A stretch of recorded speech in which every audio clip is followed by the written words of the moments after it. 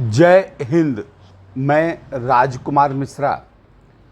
आइए आज फिर से बात करते हैं मेरे जीवन के सफलताओं में से एक और सफलता की।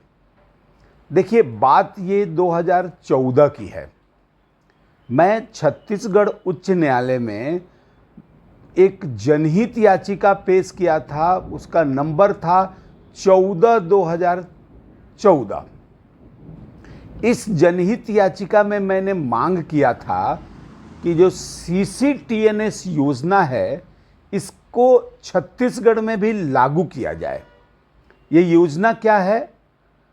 ये जो आज आप थाने में एफआईआर को देखते हैं, उसको डाउनलोड कर लेते हैं, उसको पढ़ पाते हैं और कई बार शिकायतों को थानों में ऑनलाइन कर पाते हैं, ये वही योजना थी।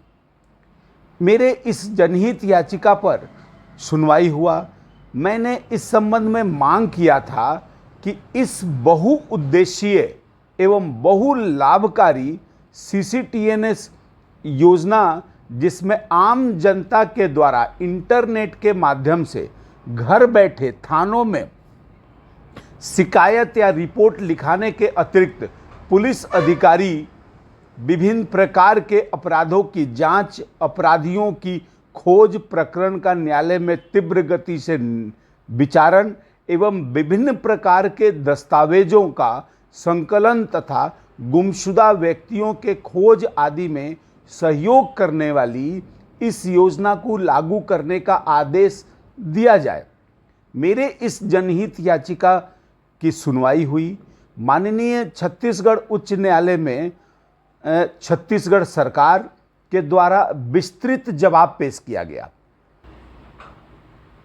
मेरे इस जनहित याचिका के अनुसार छत्तीसगढ़ राज्य व केंद्र सरकार के द्वारा बहुउद्देशीय एवं बहुलाभकारी सीसीटीएनएस योजना, जिसमें आम जनता को घर बैठे शिकायत करने, रिपोर्ट लिखाने, पुलिस अधिकारियों को लाभ आदि के संबंध में जो फायदे होंगे उसको पालन कराने के लिए छत्तीसगढ़ सरकार को निर्देश छत्तीसगढ़ उच्च न्यायालय दे।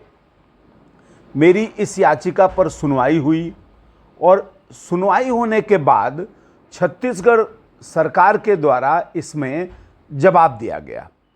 उसमें उन्होंने जवाब दिया कि ये जो 26/11 की जो घटना, आतंकवादी घटना हमारे देश में हुई थी, उसके बाद राज्य सरकार ने इस पर इंटरेस्ट लेना शुरू किया था और उसके बाद ये 2000 करोड़ रुपए का प्रावधान किया था। लेकिन ये पूरा प्रक्रिया ठंडे बस्ते में चली गई थी।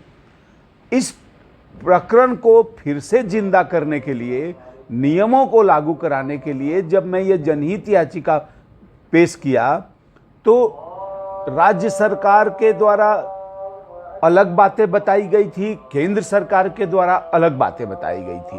केंद्र सरकार के द्वारा कहा गया था कि कानून व्यवस्था राज्य का विषय वस्तु होता है, इसलिए इस पर जो भी कार्रवाई करनी है वो राज्य सरकार करेगी। इसके बाद राज्य सरकार का जो जवाब आया उसमें उन्होंने बताया कि अपराधों की जांच एवं अपराधियों की खोज के लिए केंद्र सरकार के द्वारा 2009 में जो सीसीटीएनएस परियोजना को आरंभ किया गया है, इसके आंकड़ा में ये बताया गया था कि पूरे देश में जो 15,000 थाने हैं, उन थानों में कंप्यूटर और इंटरनेट की व्यवस्था कर दी गई है, उसको चालू कर दिया गया है। आज की स्थिति में राज्य सरकार के सभी थानों को कंप्यूटर प्रदान किया जा चुका है और इस समाचार पत्र को राष्ट्रीय समाचार पत्रों में भी प्रकाशित किया था। केंद्र सरकार के गृह मंत्रालय के आपराधिक राष्ट्रीय रिकॉर्ड ब्यूरो के अनुसार 29 सितंबर 2010 को उक्त परियोजना पर विस्तृत प्रकाश डालते हुए यह पत्र लिखा गया था कि देश के सभी राज्य व केंद्र शासित प्रदेशों में पुलिस के प्रमुख व ज्वाइंट डायरेक्टर को सीसीटीएनएस योजना के संबंध में निर्देश भेजे गए हैं।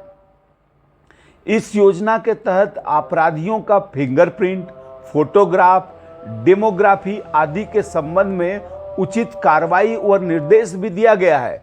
छत्तीसगढ़ सरकार व छत्तीसगढ़ पुलिस महानिदेशक ने मेरे इस जनहित याचिका पर अपना शपथ पत्र प्रस्तुत किया और उन्होंने अपने जवाब में बताया था कि जल्दी ही यह सीसीटीएनएस योजना पूरे छत्तीसगढ़ में आरंभ कर दी जाएगी और आपको सुनकर खुशी होगी और अच्छा लगेगा, सुकून मिलेगा कि उसके बाद छत्तीसगढ़ में सीसीटीएनएस योजना की गतिविधि बहुत तेजी से आरंभ हुई और उसके बाद ही मेरे इस जनहित याचिका में छत्तीसगढ़ उच्च न्यायालय के आदेश के बाद ही गति पकड़ा ये प्रकरण और आज पूरे छत्तीसगढ़ में सीसीटीएनएस योजना का लाभ आम जनता को बहुत अच्छे से मिल रहा है। आपको ये वीडियो पसंद आता है तो शेयर करें, लाइक करें, कमेंट करें और यह वीडियो अब तक देखने के लिए मैं आपका आभारी हूँ। धन्यवाद।